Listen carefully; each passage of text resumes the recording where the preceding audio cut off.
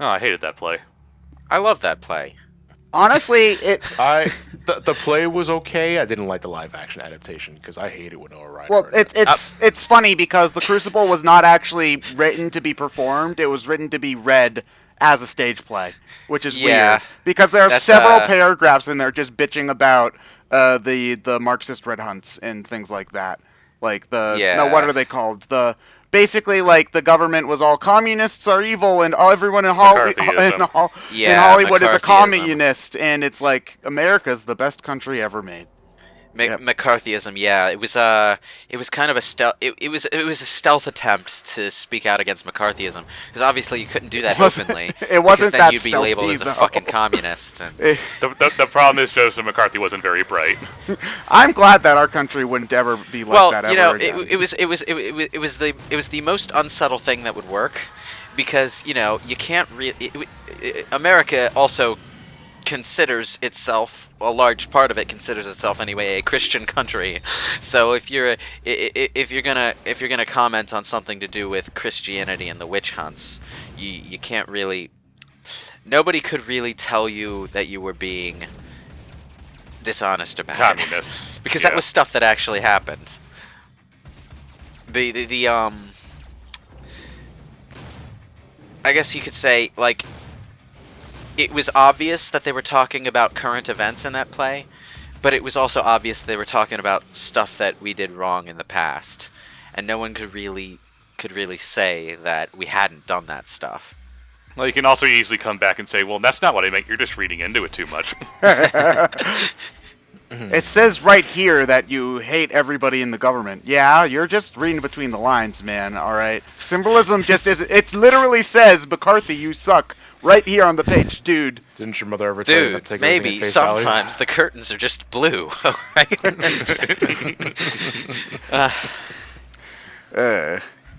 Seriously, though, whenever you say that, I remember, like, having that exact talk in English class about the curtains in that exact book. What was it? The Catcher in the Rye was the one, right? I haven't read The Catcher in the Rye since high school. Although, oddly enough, everybody says they hate that one. That was one of the English books I actually liked reading, because everybody's like, who's it? Holden's such a jackass. And I'm like, yes. He's supposed to be a jackass. That's the point. He's one of the best representations of a teenager in literature history, because he's a whiny, selfish, spoiled asshole. Who thinks he's smarter than everyone. Exactly. People don't like seeing negative representations of themselves, you know? This is such an intellectual discussion to be having while we're ripping and tearing through demons with a minigun. The inner machinations of Doomguy's mind are an enigma. And it all just spun off from the title of this level, which was probably only chosen because it sounds cool. Yeah, I forget even what the Crucible is in the Crucible.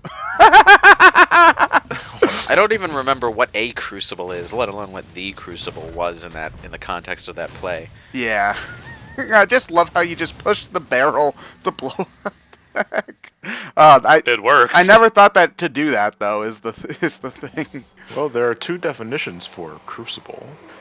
One is a ceramic or metal container, which metals or other substances may be melted or subject to very high temperatures, i.e. So it's witch hunts. Ceramic, so it's a toilet?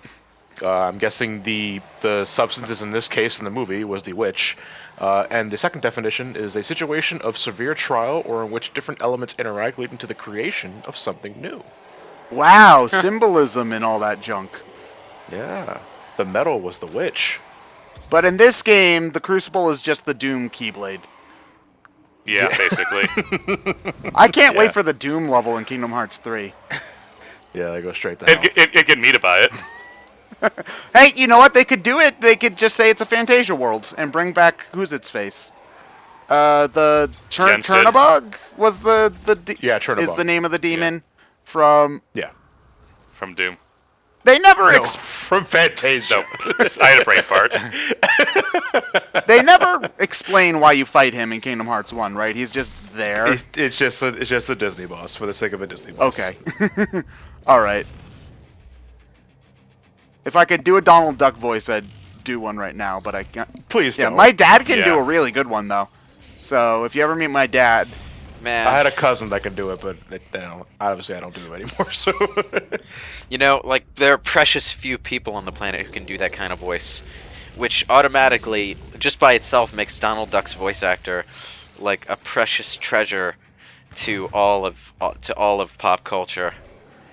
Because like there are so few people who could replace that person. Apparently, the voice actors for the Mickey Mouse crew actually don't get paid very much, which is odd considering that they're like probably the most valuable voice actors in all of modern entertainment. I was gonna say, welcome to Disney. I mean, yes, good point. But still, you'd think voicing literally the most iconic character of all time would be worth a little bit more, Well, if they had to negotiate a new contract, it probably would be. Yeah.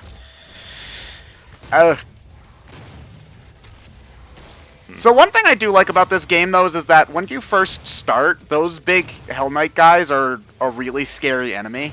And by the end of the game, they're actually like one of the small fry in comparison to everyone else. It's like, okay, I can take care of these guys when you have all the other ones running around. And I do like that, because it's not that they get any weaker. It's just that you have a lot more options. You have a lot more options, so they don't... They ramp up the difficulty, I think, very fairly. I should say, when I'm playing on easy mode, I'm not good at this game, so... No, it's about the same thing for normal. Yeah.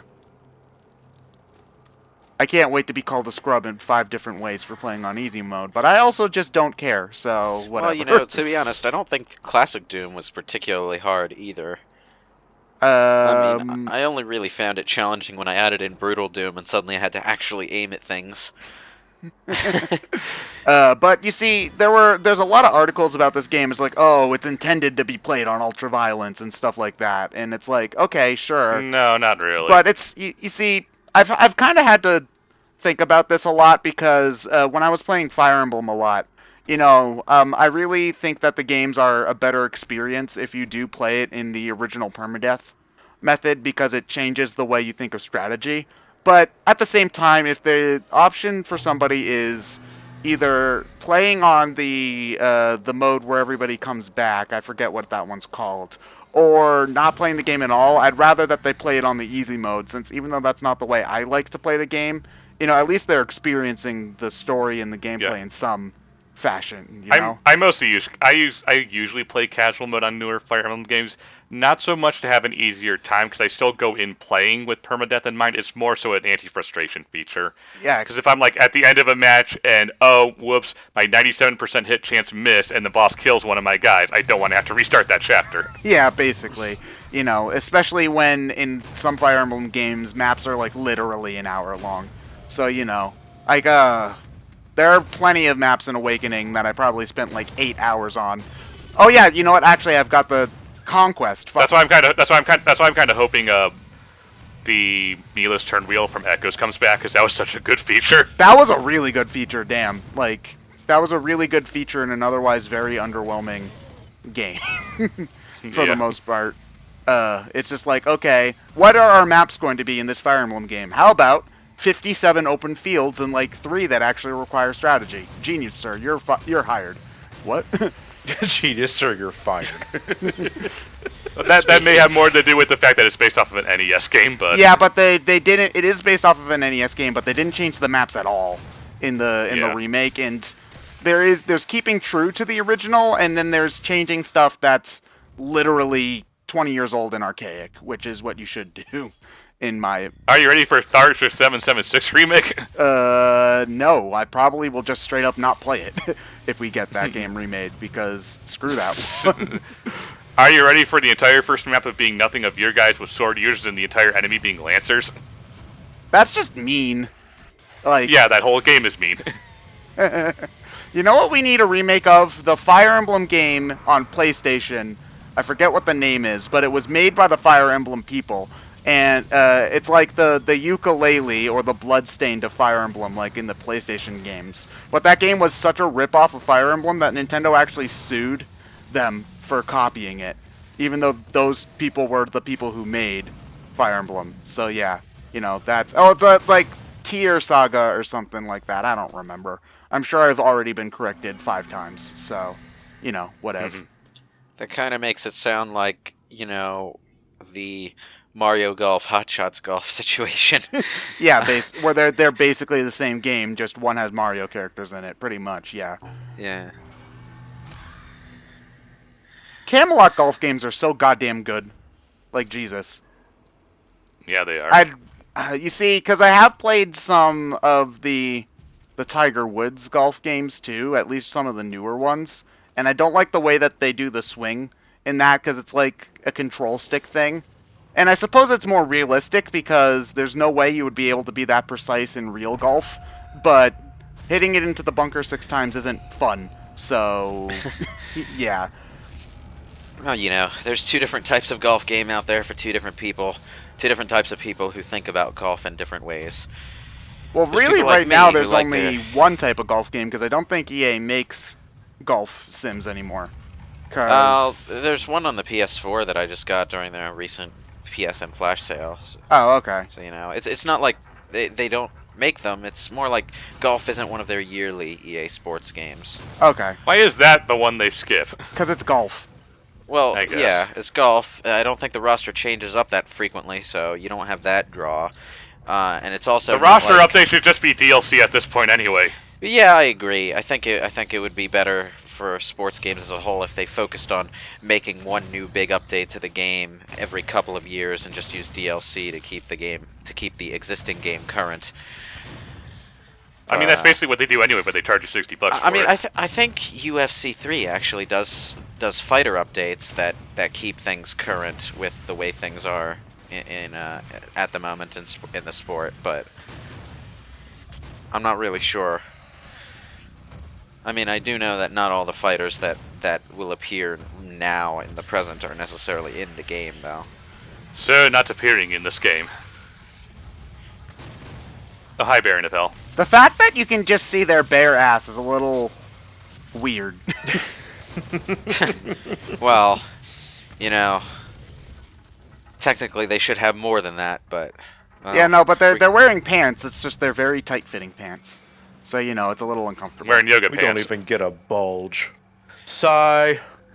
Yeah, Like- man, Doom, why don't you have bulges when even Mario Tennis is having bulges now? Come on, it's 2018. Oh, can we not get into that?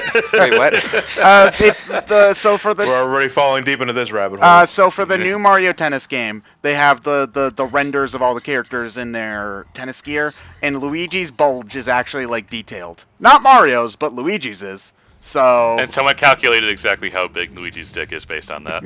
What? yeah.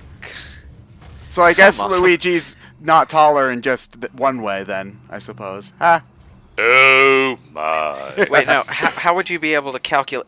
He's probably wearing a cup. It doesn't matter how big You the don't wear a cup bulge in is. tennis. In tennis. I think you wear one in basically any sport where you'd be moving around, though. Not in tennis. It would. I feel like in tennis, it would probably get in the way of your mobility because it's so important. And that's if anybody plays tennis, do you wear a cup? In tennis, you're smacking balls, not protecting yours. Alright. Although honestly, though, you probably should wear a cup in tennis because in tennis, if the ball hits you, it's actually considered your the other team's point because you shouldn't have been in the way of the ball, you dumbass. So the enemy team could theoretically just aim at your crotch the whole time. So maybe you should just wear a cup. Watch this, so I'm gonna hit the ball. You mean the tennis ball? No. Sure.